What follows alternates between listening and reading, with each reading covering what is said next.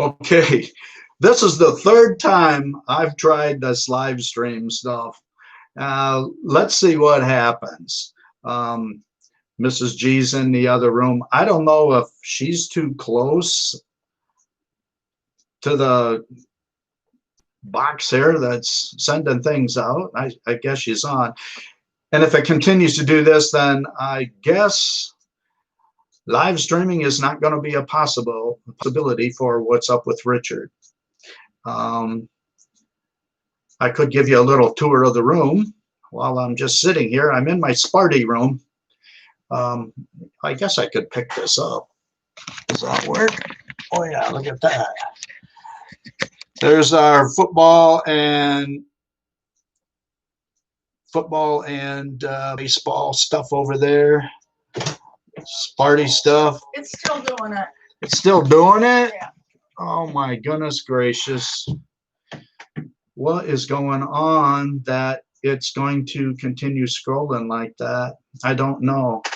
I know there's somebody else on other than my wife. If you can figure out exactly, or let me know if it's doing that little spinny thing and cutting in and out, that would be really nice. When I go back to view them on YouTube, they're just fine and dandy. It's what happens is when I'm on live, it's not so good. I don't know. I guess in order to live chat, which is enabled, by the way, all you have to do is be logged into, I think you have to be logged into Google. I see I got 4 people here. Let me see this silly thing. Oh, that's not going to work.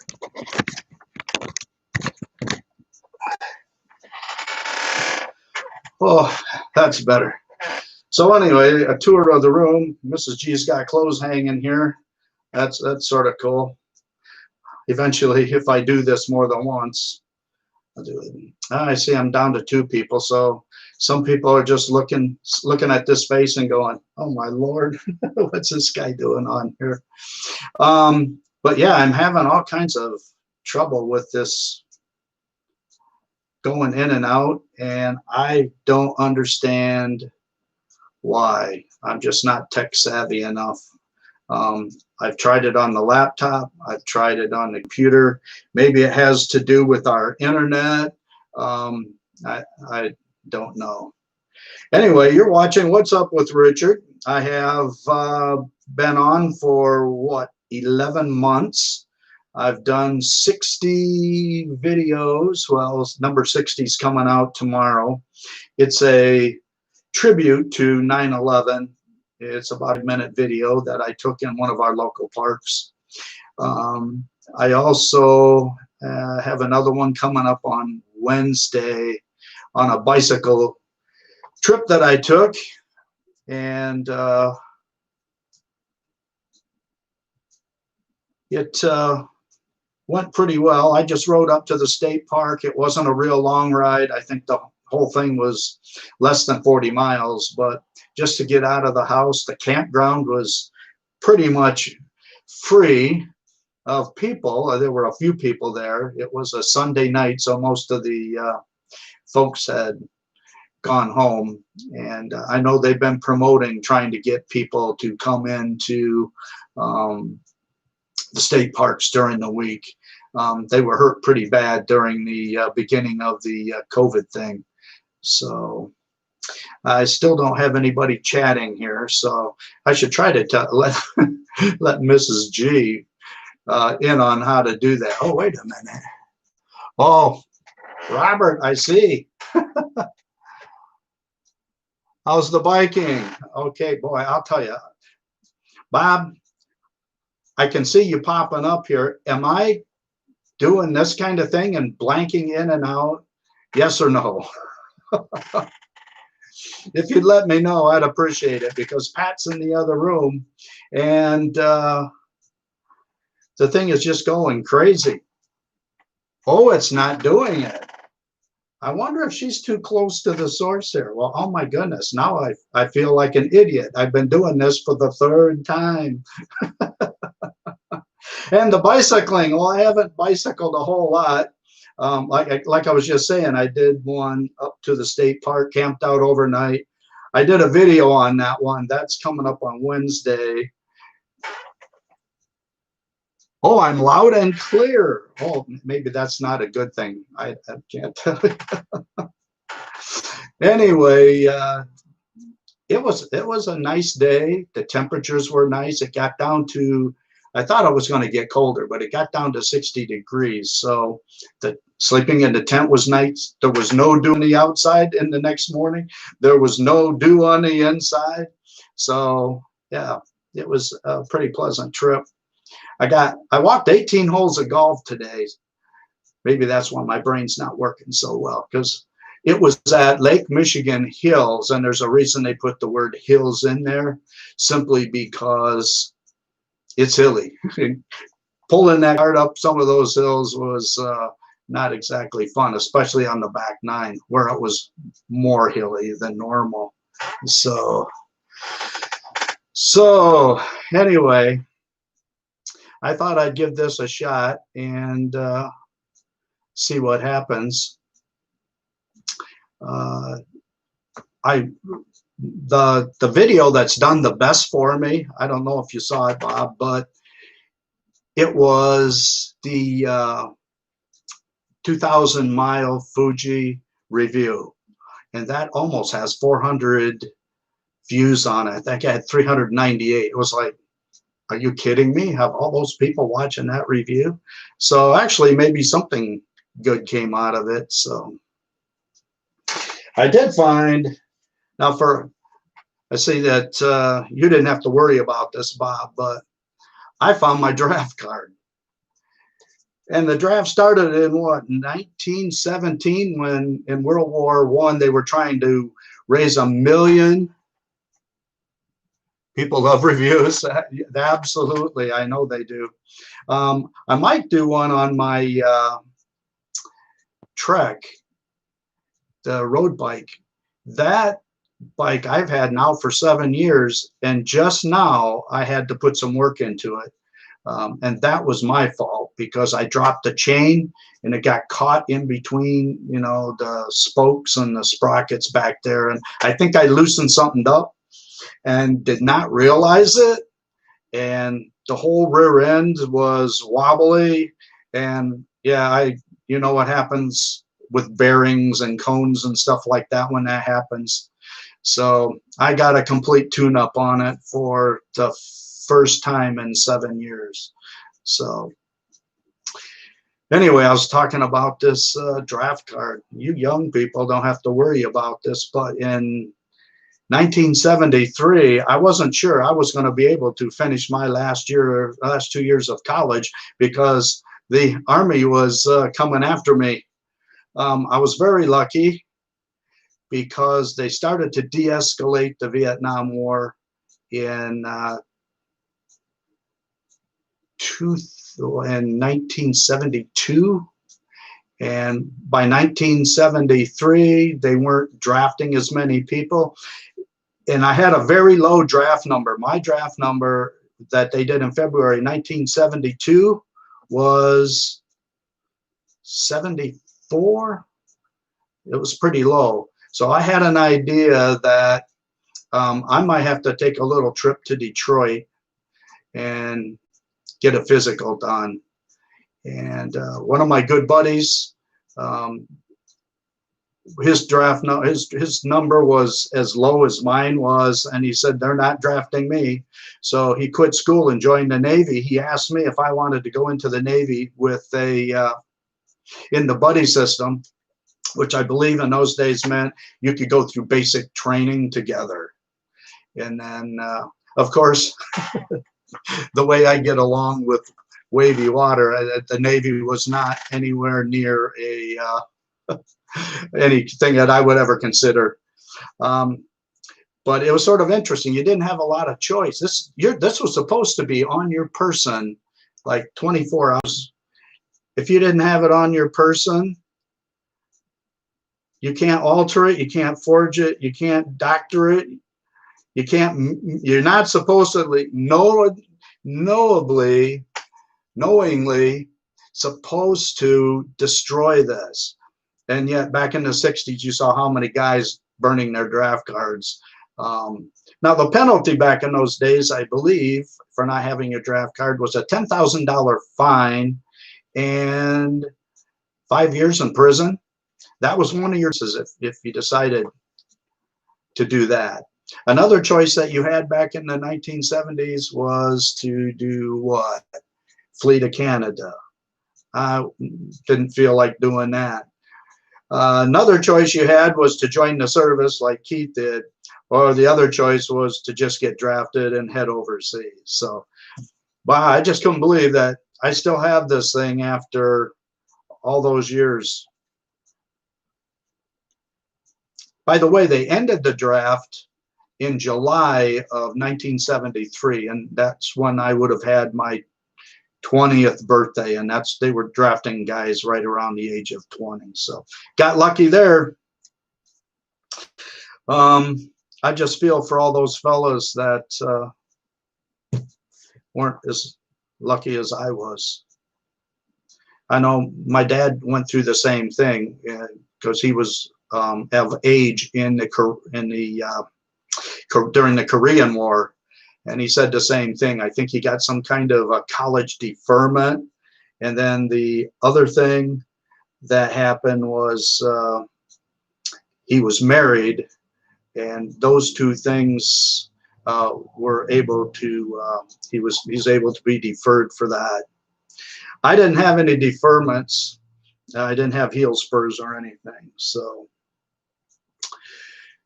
anyway, I should actually get the windows back open. It's getting warm in here. It really cooled off last night. This morning here in Southwest Michigan, I think we got down to 57 when I got to the golf course. 57. It was chilly, but it warmed up pretty nicely. The lake has been rolling. The lake has been rolling like crazy, and they've been driving those big trucks full of stones. I mean, stones, I'm talking boulders, 4 of them on a semi-flatbed and hauling them down to the lake. I think a lot of it is going down to our water department and that area of the shore. That's I noticed they had a lot more surrounding the intake down by the lake for our water supplies. So that's been going crazy. Had a nice weekend. Ended up at my brother and sister-in-law's one night, which was fun. And anyway, what else is here? What do you think about the Cubs this year?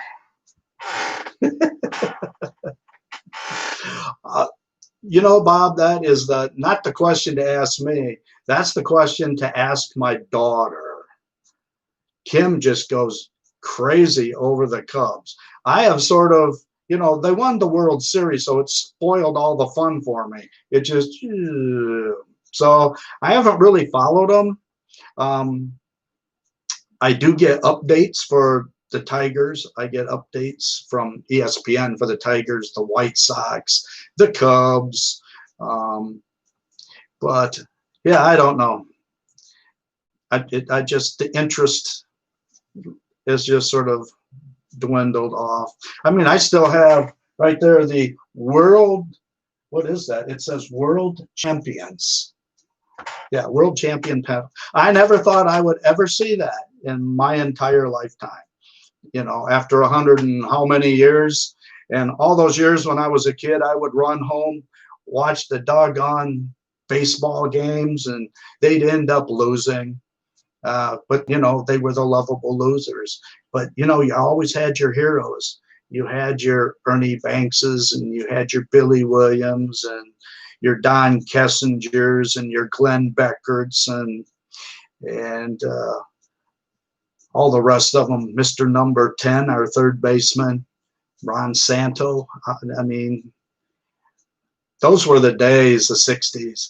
And especially 69 was heartbreak city for me. I mean, now in '69, Bob, you weren't around, but it was Heartbreak City. I had 2 pages in my scrapbook that I've had for years to fill those up with World Series stuff. And it didn't happen until 2016. The pages were still there, but they were pretty funny looking brown. You know what happens with age. I'm sorry. What's up with that shirt, Richard? I wanted to wear something bright. That's about the sum total of it. I wanted to wear something bright. Actually, I was going to put my microphone on here, but I decided just to go with the other thing here. So, well, I'm sure glad that I'm not doing one of those things, because when Pat showed me, it was blanking in and out and, doing one of those things. And so it might have been that she's too close to the source of our internet or something. But thanks for letting me know, Bob, that this is working, because for a while I was thinking I was never going to do another live streaming. I've been up to 4 or 5 people. You'll have to ask you, did you see the last time I did this? I did a practice last week, and I did one, and then I said, well, I'm going to try this again, and I'm going to do another one, just a short one. I was going to have, well, not have Pat watch it, but I want to do another one. I wanted to make it private so only I could see it, but unfortunately I didn't click private, I clicked public. And I'm sitting back in the solarium going, oh, look at that double chin. I'm really looking old. No hair on the head. I mean, us doing all that. I think I don't want to do it back here. There's too much light. You can see. I'm doing one of those things. And Pat finally comes back after I'm done, and she goes, you were just live. I said, what? I'm live? You couldn't come back and tell me I'm live? You knew I wanted to just practice this. I know how to take a video like this one and turn it back to private. I learned that kind of thing really well. So anyway, yeah, I'll wear something a little calmer next time I do this. Check out my next few videos. I like the one I did for the 9/11 tribute. The bicycle one is a little long, but if people haven't done a bicycle tour, they'll get the idea of what happens and how messy things get, and packing and unpacking the bike and looking at all this stuff. Do I really want to take all this stuff? That kind of a thing. And that should be a good video. I have another Cooking with Richard video coming up. That won't be a real long one, but that one will be in the future. I'm going to start uploading my videos back on Wednesdays.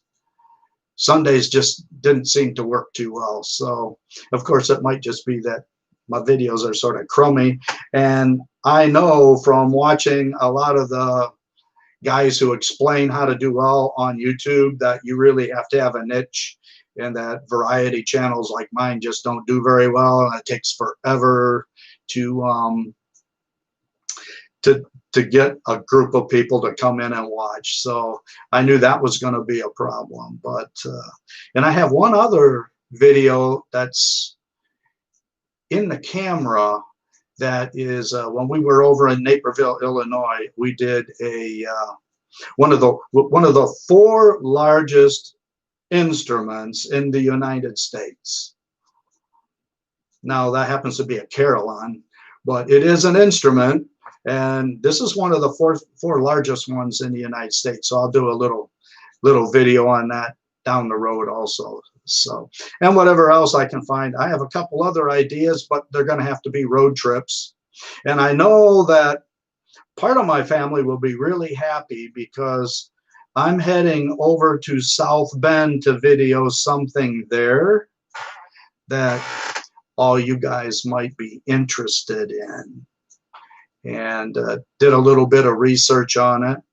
And Then I'm going to do another one further south in Indiana. So I think you'll like those. Well, it has something to do with Go Irish, yes. Way, way, way back Irish. In fact, I was doing some research. Dad told me years ago, you're currently competing with NFL football. I'm losing too. I think they got more than the viewers that I have. Well, but I'm not going to be on here too long because I'm going to be one of those viewers on NFL football very shortly. But now I lost my train of thought. It had something to do with Notre Dame. I know that. Yeah, I'm heading down there. I did some research, and I think this will be a good video. I don't see a whole bunch of it up on YouTube, so I don't want to give away all my secrets here. But that'll be a fun trip if I can find some place to park on campus. It definitely won't be on a game weekend, that's for sure. And then, like I said, I'm heading down south in Indiana. I have another video that I think will be sort of fun to do and for people to look at. The one that I enjoyed the most doing was the B-17 bomber. That was awesome. And we saw it on the news the night before. I decided, you know what? That might be a good one to do. So I did my volunteering at the bike shop in Benton Harbor, where I volunteer at Cycle Recycle. And Pat and I got in a car, ended up driving down to LaPorte, Indiana, and watching that thing. What an awesome experience that was. I wish I had the $450 to get on that thing and to actually fly on it. It did fly right around town here. Did a nice loop. I think the whole trip was like half an hour, 35 minutes. Yeah, it was. Just seeing it, that there's only 8 of them flying. One of them went down, unfortunately, about 11 months ago. Out east, there was another bomber, the 909, I believe was the name of it, and it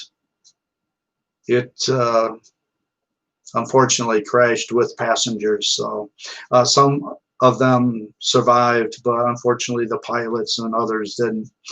But you know, they're old airplanes. I mean, you think they're designed in 1936 and they're still flying, but they just looked so smooth in the air. The hard part for me is to believe that they're actually as pretty as they are and as shiny as they are and the artwork that's on it. Remember the number of guys, you know, that were drafted, like I was almost drafted, who sat on those planes and went down with them. And of course, then all the innocent people who received the other end of the bombs. So, but it was a big part of history, and I have read more on World War II probably than any of the other wars. So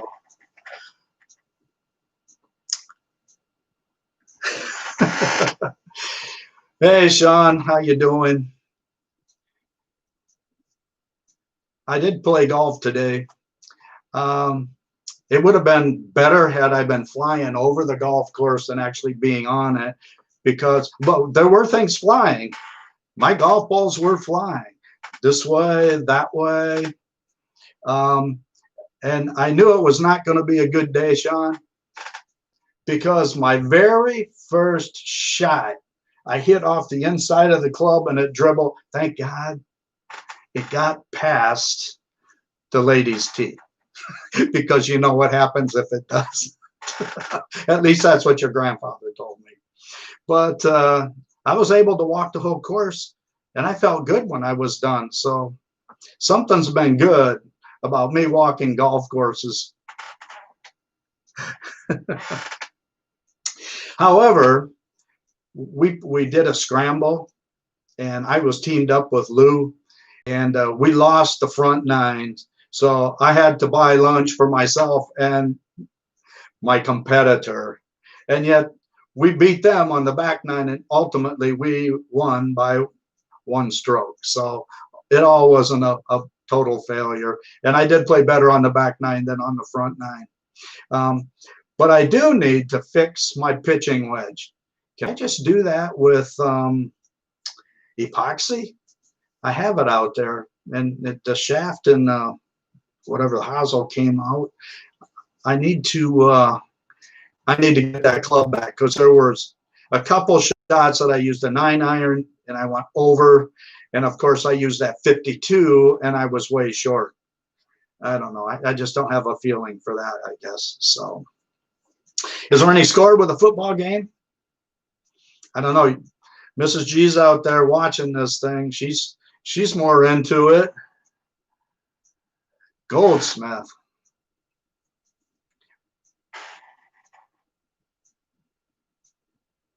Not working yet. I just don't have a feel for that club.